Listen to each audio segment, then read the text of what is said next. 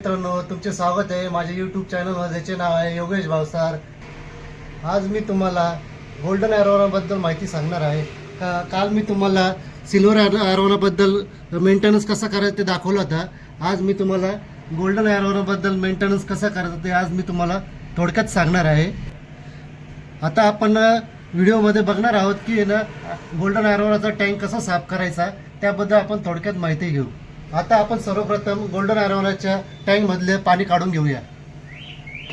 पाईपाच्या सहाय्याने आपण पाणी काढत आहोत आणि पाईप कंटिन्यू तुम्ही जाडच वापरा, बारीक पाईप वापरू नका, जेणेकरून पाणी टँक लवकर साफ होतो। पाण्याला बाहेर काढून घ्यायचं आहे। हा खूप उड्या मारतो, त्यामुळे याला काढताना सावधानतेने काढायचं आहे आणि दुसऱ्या टँकमध्ये शिफ्ट करा, नाही तर एखाद्या बादलीत शिफ्ट करा। घेताना तुम्ही जुनंच पाणी वापरा, नवीन पाणी घ्यायचं नाही आहे, कारण हा सेन्सिटिव्ह मासा असतो।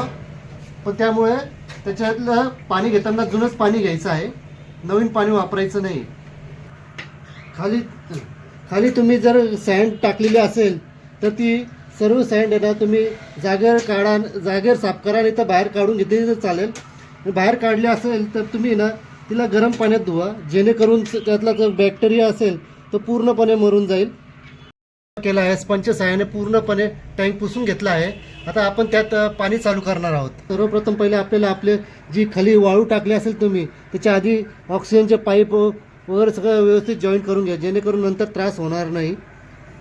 आता यातनं ऑक्सिजन चालू आहे। मित्रांनो, मी याच्यात ना सँडच्या जी लॉन टाकलं आहे, लॉनमुळे एक फायदा असतो, कारण ॲरोना मासाला खाली जाण्याची सवय असते आणि तो खालून तो असा आपला पूर्ण अंग असं घसून चालत असतो। जर सँड टाकलेली असली तर एखाद्या वेळेस तो आहे ना अंग घसताना त्याला ते सँडचे खडा वगैरे टोचण्याची शक्यता असते, पण या लॉनमुळे ही स्मूथ लॉन आहे, तर तो याच्यावरनं जरी घसला तरी त्याला काही अंगाला लागत नाही। आणि जर तुम्हाला अशी जर लॉन हवी असेल तर आपल्या शॉपमध्ये अवेलेबल मिळेल तुम्हाला। या टँक भरून झालेला आहे। आता आपण टँकमध्ये मासा सोडलेला आहे। मित्रांनो, हा गोल्डन पर्ल ॲरोना आहे। यात जो सिल्वर ॲरोना असतो तो लांबीला वाढतो आणि हा गोल्डन पर्ल ॲरोना आहे हा जाडीला वाढतो। याचं वैशिष्ट्य म्हणजे हा आहे ना, हा 2 ते 2.5 फुटापर्यंत वाढतो। हा एशियन गोल्डन जातीचा ॲरोना आहे। हा लकी फिश म्हणून पण प्रसिद्ध आहे। फेंगशुईमध्ये संपत्ती आणि पॉझिटिव्ह एनर्जी प्रतीक मानतात त्याला। मित्रांनो, ॲरोना फिशसाठी टँक कमीत कमी 4 फुटाचा तरी हवा। हाईटला तुम्ही 2 फूट ठेवा, रुंदीला 15 इंच किंवा 18 इंचाचाही चालेल। प्रीमियम कॅटेगरीमध्ये मानला जातो याला। याचं आयुष्य जे आहे 15 ते 20 वर्षाचा कालावधी असतो याचा। वास्तुशास्त्रात याला खूप मानतात।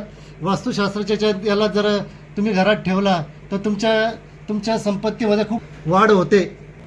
ॲरोनासाठी आपल्याला जे फूड वापरायचं असतं ते आजू कंपनीचं पण चालतं आणि हिंटन कंपनीचं पण फूड आहे।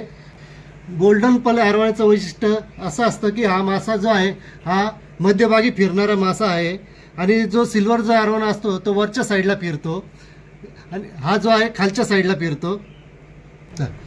मित्रांनो, हा जो गोल्डन ॲरोना आहे तो माझ्या शॉपमध्ये अवेलेबल आहे। जर तुम्हाला हवा माझ्या शॉपला तुम्ही व्हिजिट करू शकतात। व्हिडिओ आवडल्यास लाईक करा, शेअर करा। धन्यवाद।